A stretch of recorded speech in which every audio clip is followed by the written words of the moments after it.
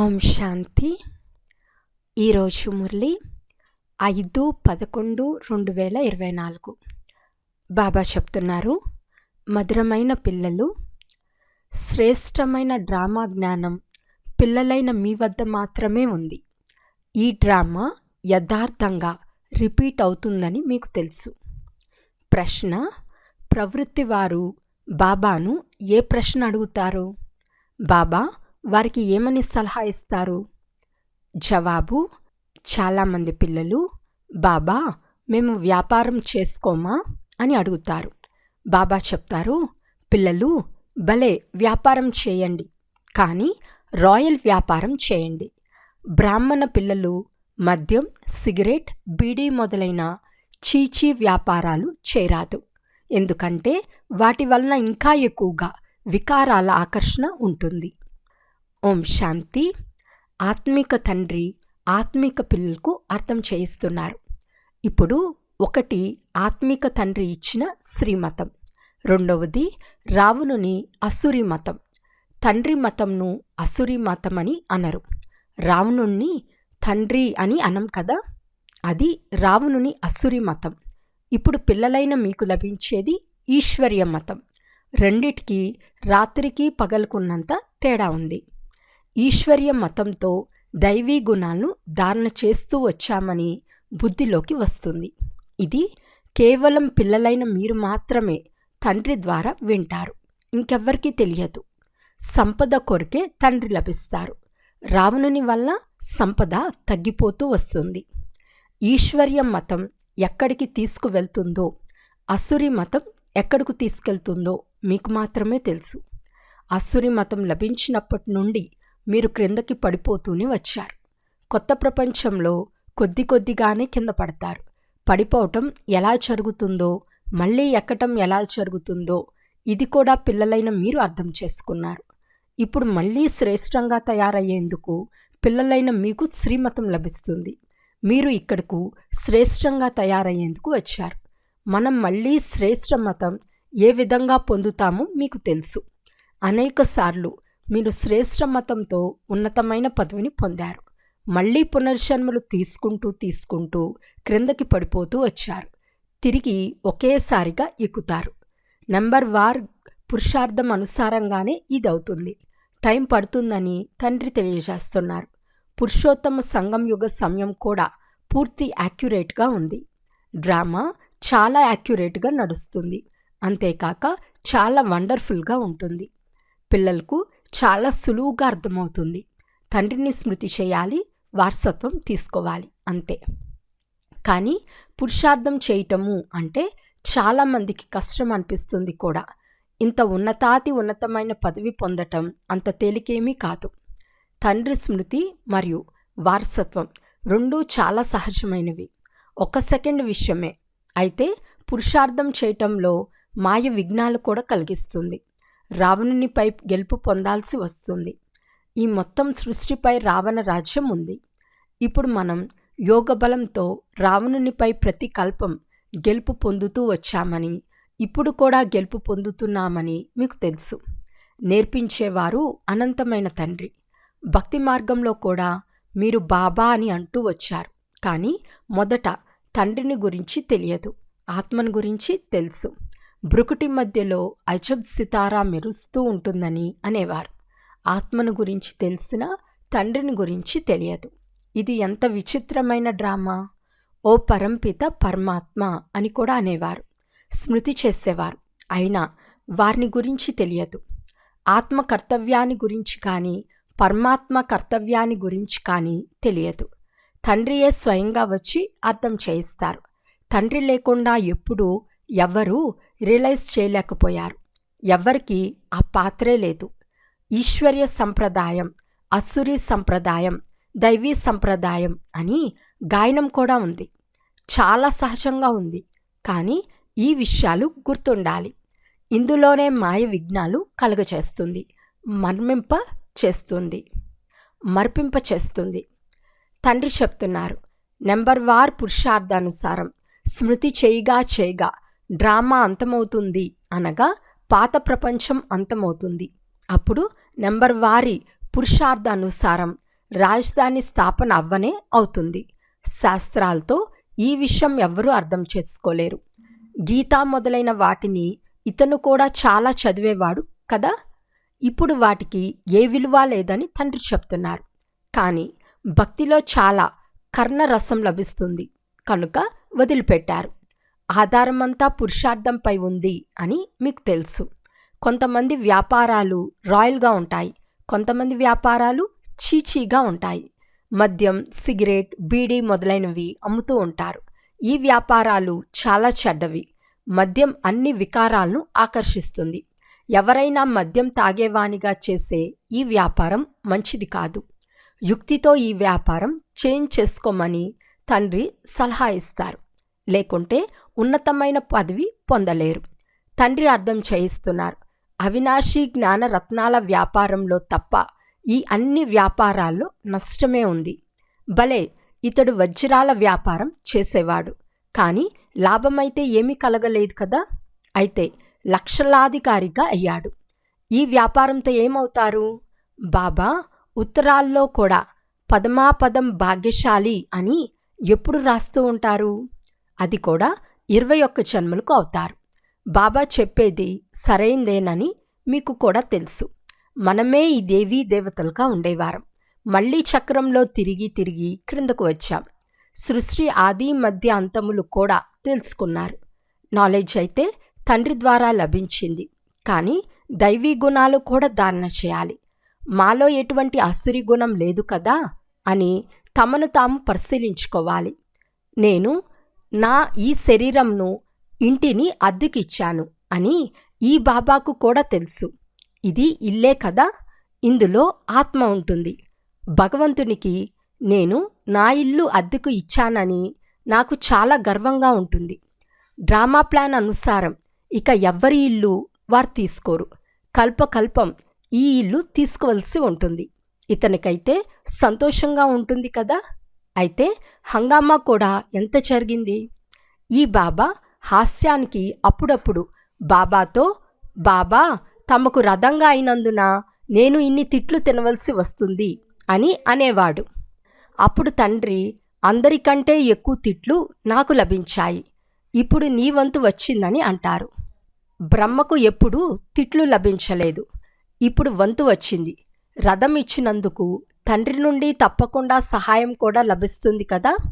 అయినా బాబా అంటారు, తండ్రిని నిరంతరం స్మృతి చేయండి. ఇందులో పిల్లలైన మీరు ఇతని కంటే ఎక్కువ వేగంగా వెళ్ళగలరు. ఎందుకంటే ఇతనిపై చాలా బాధ్యతలున్నాయి. భలే, డ్రామా అంటూ వదిలేస్తారు. అయినా కొన్ని సంకల్పాలు తప్పకుండా నడుస్తాయి. వీరు పాపం మంచి సర్వీస్ చేసేవారు సాంగత్య దోషంతో చెడిపోయారు. ఎంత డిస్సర్వీస్ జరుగుతుంది. ఎలాంటి పనులు చేస్తారు అంటే కోపం, బాధ వచ్చేస్తుంది. ఆ సమయంలో ఇది కూడా డ్రామాలో తయారు చేయబడి ఉందని భావించారు. తర్వాత ఇది డ్రామాలో ఉంది కదా అని ఆలోచన వస్తుంది.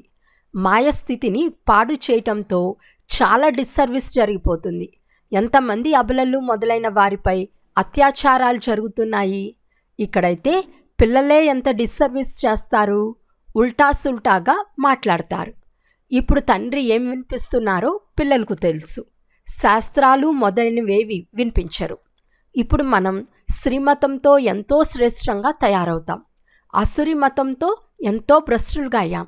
టైం పడుతుంది కదా. మాయతో యుద్ధం నడుస్తూ ఉంటుంది. ఇప్పుడు మనకు తప్పకుండా విజయం లభిస్తుంది.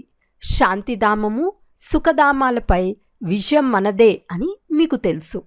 కల్పకల్పం మనం విజయం పొందుతూ వచ్చాం. ఈ పురుషోత్తమ సంగం యుగంలోనే స్థాపన మరియు వినాశనం జరుగుతాయి. ఇది మొత్తం వివరంగా మీ బుద్ధిలో ఉంది. ఖచ్చితంగా తండ్రి మన ద్వారా స్థాపన చేయిస్తున్నారు. మళ్ళీ మనమే రాజ్యపాలన చేస్తాము. బాబాకు థ్యాంక్స్ కూడా చెప్పారు. ఇది కూడా డ్రామాలో ఉందని తండ్రి అంటారు. నేను కూడా ఈ డ్రామాలో పాత్రధారిని. డ్రామాలో అందరి పాత్ర రచింపబడి ఉంది. శివబాబాకు కూడా పాత్ర ఉంది, నా పాత్ర కూడా ఉంది. థ్యాంక్స్ చెప్పే పనే లేదు. శివబాబా అంటారు, ఇంకెవ్వరూ ఇవ్వలేని శ్రీమతం నేను మీకు ఇచ్చి మార్గం తెలియచేస్తాను. సతోప్రధాన కొత్త ప్రపంచం, స్వర్గం ఉండేది కదా, అని ఎవరు వచ్చినా చెప్పండి. ఈ పాత ప్రపంచాన్ని తమో ప్రధాన ప్రపంచమని అంటారు. మళ్ళీ సతోప్రధానంగా అయ్యేందుకు దైవీ గుణాలు ధారణ చేయాలి. తండ్రిని స్మృతి చేయాలి. మన్మనా భవ మధ్యాజీ భవ, ఇదే మంత్రం. అంతే. నేను సుప్రీం గురువును అని కూడా చెప్తున్నాను. పిల్లలైన మీరిప్పుడు స్మృతి యాత్రతో సృష్టి మొత్తాన్ని సద్గతికి చేరుస్తారు. జగద్గురు ఒక్క శివబాబాయే. వారు మీకు కూడా శ్రీమతంను ఇస్తారు. ప్రతి 5000 సంవత్సరాల తర్వాత మనకు ఈ శ్రీమతం లభించిందని మీకు తెలుసు. చక్రం తిరుగుతూనే ఉంటుంది. ఈనాడు పాత ప్రపంచం ఉంది, రేపు కొత్త ప్రపంచం ఉంటుంది. ఈ చక్రాన్ని అర్థం చేసుకోవటం కూడా చాలా సహజం. ఇది జ్ఞాపకం ఉన్న ఎవరికైనా అర్థం చేయించగలరు, కానీ ఇది కూడా మర్చిపోతారు. ఎవరైనా పడిపోతే ఇక జ్ఞానం మొత్తం సమాప్తమైపోతుంది. కళలను కాయంను మాయ తీసేసుకుంటుంది. కళలన్నీ తీసేసి కళరహితంగా చేసేస్తుంది. వికారాల్లో ఎలా చిక్కుకుపోతారు అంటే అడగనే వద్దు. ఇప్పుడు మీకు మొత్తం చక్రమంతా గుర్తుంది. మీరు జన్మాంతరాలుగా వైశాలయంలో ఉండి వేల కొలిది పాపాలు చేస్తూ వచ్చారు. జన్మల పాపిని నేను అని అందరూ ఎదుట అన్నారు. మనమే మొదట పుణ్యాత్ములుగా ఉండేవారం, తర్వాత పాపాత్ములుగా అయ్యాము. ఇప్పుడు మళ్ళీ పుణ్యాత్ములుగా అవుతాము. ఈ జ్ఞానం పిల్లలైన మీకు లభిస్తుంది. మళ్ళీ ఈ జ్ఞానాన్ని ఇతరులకు చెప్పి తమ సమానంగా తయారు చేస్తారు. గృహస్థ వ్యవహారంలో ఉండటం వలన తేడా అయితే ఉంటుంది కదా. మీరు అర్థం చేసుకున్నంతగా వారు అర్థం చేసుకోలేరు, కానీ అందరూ వదల్లేరు. తండ్రి స్వయంగా చెప్తారు, గృహస్థ వ్యవహారంలో ఉంటూ కమల పుష్ప సమానంగా అవ్వాలి. అందరూ వదిలేసి వస్తే ఇంతమంది ఎక్కడ కూర్చుంటారు? తండ్రి నాలెడ్జ్ఫుల్ వారు. శాస్త్రాలు మొదలైనవేవి చదవరు. ఇతడు శాస్త్రాలు మొదలైనవి చదివేవాడు. నన్నైతే ఫాదర్ ఈజ్ నాలెడ్జ్ఫుల్ అని అంటారు. తండ్రి వద్ద ఏ జ్ఞానం ఉందో కూడా ఈ మనుషులకు తెలియదు. ఇప్పుడు సృష్టి ఆది మధ్య అంతముల మొత్తం నాలెడ్జ్ అంతా మీకు ఉంది. ఈ భక్తి మార్గ శాస్త్రాలు అనాదిగా ఉన్నాయని మీరు తెలుసుకున్నారు. భక్తి మార్గంలో ఈ శాస్త్రాలు కూడా తప్పకుండా వెలువడతాయి. పర్వతం విరిగిపోతే మళ్ళీ ఎలా తయారవుతుంది అని అంటారు, కానీ ఇది డ్రామాయే కదా. శాస్త్రాలు మొదలైనవన్నీ సమాప్తమైపోతాయి. మళ్ళీ సమయం వచ్చినప్పుడు అవే తయారవుతాయి. మనం మొట్టమొదట శివ పూజ చేస్తాం. శివుని భక్తి ఏ విధంగా చేయబడుతుందో, ఎన్ని శ్లోకాలు మొదలైనవి పాడతారో కూడా శాస్త్రాల్లో ఉంటుంది కదా. మీరు కేవలం స్మృతి చేస్తారు. శివబాబా జ్ఞానసాగర్లు. వారు ఇప్పుడు మనకు జ్ఞానం ఇస్తున్నారు. ఈ సృష్టి చక్రం ఎలా తిరుగుతుందో తండ్రి మీకు అర్థం చేయించారు. శాస్త్రాల్లో ఎంత పెద్ద మాటలు రాస్తారు అంటే అవి ఎప్పుడూ గుర్తుకు కూడా రావు. అనంతమైన తండ్రి చదివిస్తున్నారని పిల్లలైన మీ ఆంతరికంలో ఎంత ఖుషి ఉండాలి. Student life is the best అని మహిమ చేస్తారు. భగవాను వాచ, నేను మిమ్మల్ని రాజాదిరాజులుగా చేస్తాను. ఇక ఏ శాస్త్రాల్లోనూ ఈ విషయాలు లేవు. ఇదే ఉన్నతమైన ప్రాప్తి. వాస్తవానికి అందరికీ సద్గతినిచ్చే గురువు ఒక్కరే. భలే స్థాపన చేయవారిని కూడా గురువు అనవచ్చు, కానీ సద్గతినిచ్చేవారే గురువు. వీరైతే తమ వెనక అందరినీ పాత్ర చేసేందుకు తీసుకెళ్లారు. వాపస్ తీసుకెళ్లేందుకు మార్గాన్ని తెలియజేస్తారు. శివుని ఊరేగింపే కీర్తించబడుతోంది, మరి ఏ ఇతర గురువులది కాదు. మనుషులైతే శివాశంకరును కలిపేశారు. ఆ సూక్ష్మవతన వాసి ఎక్కడా, ఆ మూలవతన వాసి ఎక్కడా? ఇద్దరూ ఒకటే ఎలా అవుతారు? భక్తి మార్గంలో ఇలా రాసేశారు, బ్రహ్మ విష్ణు శంకరులు ముగ్గురు పిల్లలు కదా. బ్రహ్మ గురించి కూడా మీరు అర్థం చేయించగలరు. వీరిని దత్తత చేసుకోవటం వలన ఇతడు శివబాబా పుత్రునిగా అయ్యాడు కదా. తండ్రి ఉన్నతమైన వారు, పోతే ఇతడు వారి రచన. ఇవి ఎంతో అర్థం చేసుకోవలసిన విషయాలు.